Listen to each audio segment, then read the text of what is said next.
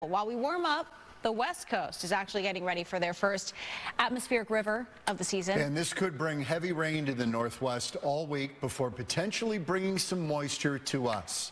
Fox 10's Erica Horvatin explains. Yeah, guys, this is a big storm that you're definitely going to be hearing about all week long because it could bring some major impacts to the West Coast. That storm is currently making its way southward from the Gulf of Alaska, and that low is going to be cut off from the jet stream. Now, when that happens, there's nothing to pull that storm along. So it's going to end up sitting here, spinning stationary just off of the Pacific Northwest all week long and drawing in crazy amounts of moisture. So watch this as we go through the next 5 days. This storm just brings a constant stream of precipitation to Northern California and Oregon especially, but even up into Washington, and high pressure is going to build here over Arizona. With that high in place and the low out to the northwest, it's actually bringing those winds in from the southwest that accentuates that atmospheric river that's just going to keep drawing the moisture on shore.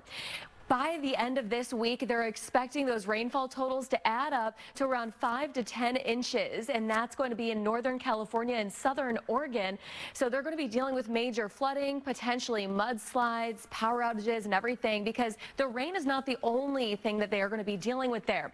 As this storm moves, brings that wind in from offshore, they're expecting hurricane force winds off the coast of Southern Oregon, and a storm warning is in effect for that entire coastline, along with flood watches, winter storm warnings, and high wind warnings. Now, the wind is going to be a big deal, and they're actually expecting hurricane force winds, with some of them up to around 85 miles per hour coming on shore ahead of this storm.